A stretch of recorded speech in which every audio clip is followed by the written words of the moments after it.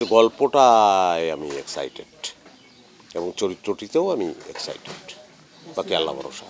কাজের আগে আমি আর খুব বেশি বলতে চাই না, কারণ এটা তো কোনো ফ্যাক্টরির কাজ না যে খুব গ্যারান্টি দিয়ে যেভাবে ফ্যাক্টরির কাজে বলা যায় যে এটা গার্মেন্টস ফ্যাক্টরি বা যে ফ্যাক্টরি বলি যে মাল এরকম ঢুকিয়ে দিলাম এরকম বের হয়ে আসলো। আমরা একটা খবর আসলে প্রত্যেকে দেখছি, এটা তো আপনি আসলে বলতে ওইভাবে চান না, কনফার্ম না হওয়া পর্যন্ত।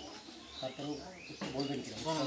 বনরূপ এক্সপ্রেস আপনার নাম আমরা দেখতে পাচ্ছি খবর, আমরাই খবর। হ্যাঁ, এক ধরনের কথাবার্তা তো হচ্ছেই এবং কাজটা সম্ভবত করতে যাচ্ছি যদি কাজটা হয়, এবং আশা করছি যে একটা চমৎকার কাজ হবে। মানে আগ্রহী কেন হলেন আপনি? তো দারুণ দারুণ গল্প, দারুণ চরিত্র, এই জন্য। হুমায়ুন আহমেদের জন্য না আসলে অন্য কিছু? না, গল্প তো ওনারটাই বলেছি, সেটা তো একটা বড় কারণ, কিন্তু মানে একটা ভালো গল্পকেও তো অনেক সময় আছে যে একজন ডিরেক্টর যিনি নির্দেশনা দিতে না পারেন, নষ্ট করে ফেলতে পারেন। কিন্তু যখন আমি সিনেমা করব তখন তো আমি আসলে ডিরেক্টরের দিকেই নজরটা দেব। তো তানিম নূরের কারণেই মূলত।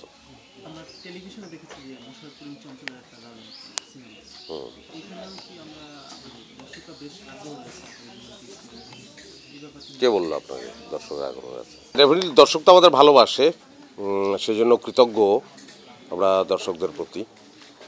তো এই কাজটা ভালো হোক। কাজের আগে আমি আর খুব বেশি বলতে চাই না, কারণ এটা তো কোনো ফ্যাক্টরির কাজ না যে খুব গ্যারান্টি দিয়ে যেভাবে ফ্যাক্টরির কাজে বলা যায় যে এটা গার্মেন্টস ফ্যাক্টরি বা যে ফ্যাক্টরি বলি যে মাল এরকম ঢুকিয়ে দিলাম এরকম বের হয়ে আসলো।